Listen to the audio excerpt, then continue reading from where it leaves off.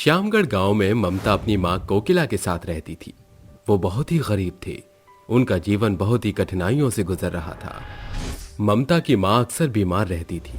ममता शादी के लायक हो चुकी थी और ममता दिखने में बहुत ही ज्यादा सुंदर थी। बीमार रहने की वजह से कोकिला अपनी बेटी की टेंशन में रहा करती थी।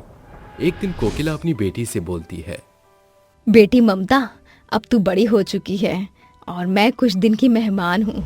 क्या तू मेरी आखिरी इच्छा पूरी करेगी? हाँ माँ, मैं आपकी सारी इच्छा पूरी करूँगी। बताइए, आप क्या चाहती हो? बेटी, अब तो तू बड़ी हो रही है और मेरे पास ज़्यादा दिन भी नहीं है। मैं चाहती हूँ कि तू एक अच्छे लड़के से शादी कर ले, लेकिन मेरे पास इतना पैसा नहीं है कि मैं तेरी शादी करवा दूँ। ममता और कोकिला की बात ममता के काका सुन लेते हैं। तभी वो काका कोकिला के पास आते हैं और बोलते हैं, बहन कोकिला, अगर तुम कहो तो मैं ममता बेटी के लिए एक अच्छा सा रिश्ता देख कर आया हूं। मैं उनसे अपनी ममता बेटी के लिए शादी की बात को आगे बढ़ा दूं क्या? अगर घर परिवार अच्छा है तो भैया आप मेरी ममता के लिए शादी की बात कर लीजिए। ठीक है बहन, अब तो मैं सीधा शाम को लड़के वाले को लेकर ही तेरे घर पर आऊंगा। इतना कहकर काका वहां से चले जाते हैं और शाम को वो लड़के वाले को लेकर ममता के घर में आते हैं। ममता का टूटा फूटा घर देखकर लड़के की मां दुर्गा बोलती है, अरे अनुभव बेटा, देख तो इस लड़की का घर कितना खराब है। पता नहीं भैया हमें ऐसी कौन सी लड़की के पास लेकर आए हैं जो फटीचर से भी बदतर है। मां, हमें लड़की के घर या दहेज से क्या मतलब है? हमें तो लड़की अच्छी मिलनी चाहिए।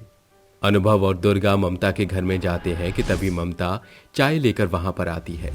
जैसे ही ममता चाय की ट्रे हाथ में लिए अनुभव के पास आती है, अनुभव ममता को देखता ही रह जाता है, मानो अनुभव को पहली ही नजर में ममता से प्यार हो चुका था। थोड़ी देर बाद वो लोग रिश्ता पक्का करके चले जाते हैं। अरे अनुभव, मैं तेरी इस लड़की से शादी नहीं करवा पाऊंगी क्योंकि वो बहुत ही ज्यादा गरीब है। वो तो दहेज के नाम पर कुछ भी नहीं देगी।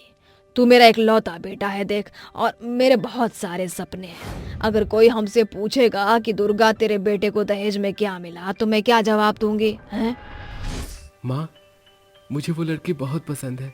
अगर मैं किसी से शादी करूंगा तो वो है ममता।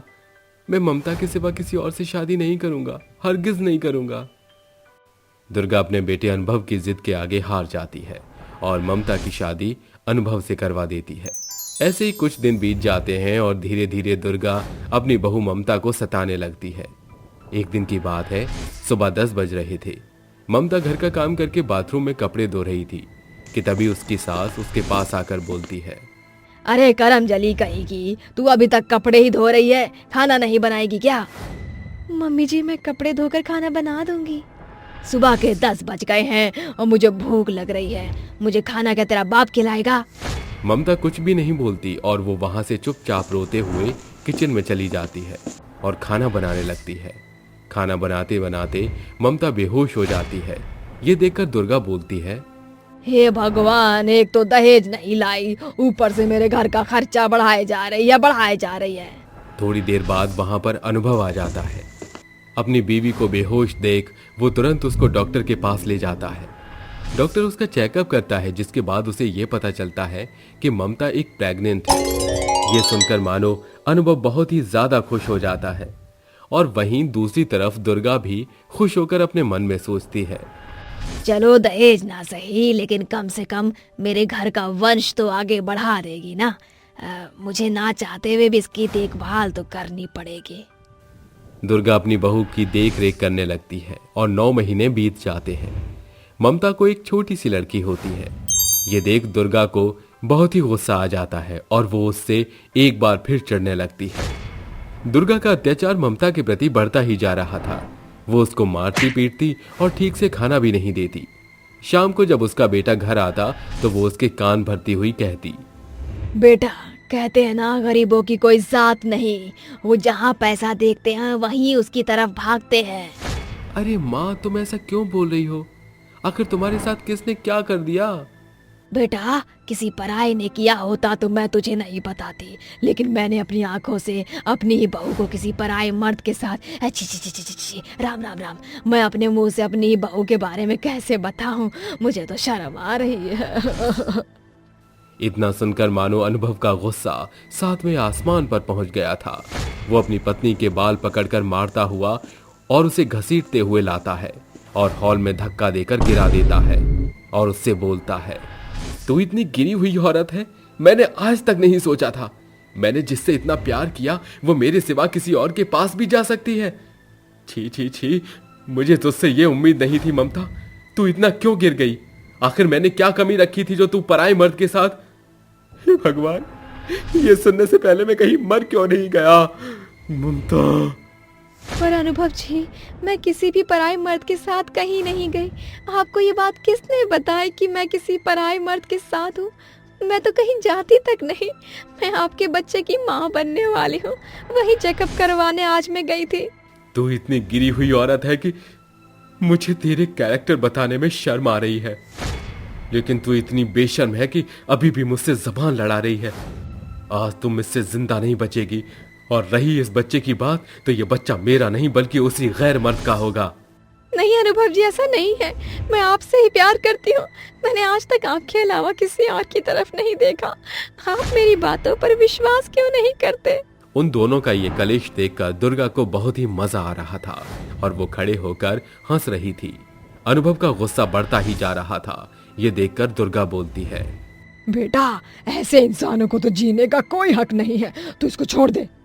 नहीं माँ, अगर मैं इसको छोड़ दूंगा तो ये मेरे जैसे न जाने कितने लोगों की जिंदगी बर्बाद करेगी। मैं इसको जिंदा नहीं छोड़ सकता। इतना कहकर अनुभव ममता के बाल पकड़कर घसीटते हुए अपनी कार में बिठा देता है और थोड़ी देर बाद ट्रेन की पटरी पर जाकर उसे बांध देता है और वहीं दूर पेड़ के पीछे खड़े होकर देखने लगता है और अपनी आंखों में आंसू लिए अपनी मां से बोलता है, मैंने इसको इतना प्यार दिया, लेकिन अब ये मेरी नफरत देखेगी। बेचारी ममता आंखों में आंसू लिए ट्रेन की पटरी पर बंधी हुई पड़ी होती है। वो मदद की गुहार लगा रही होती है, लेकिन उसके पति और सास को उसके ऊपर बिल्कुल भी रहम नहीं आता। ममता के बगल में उसकी छोटी सी बच्ची जो कि 2 साल की थी, वो अपनी मां को पकड़कर रो रही थी। ममता रोते हुए खुद से बोलती है, हे भगवान, कैसे दिन दिखा रहा है तू।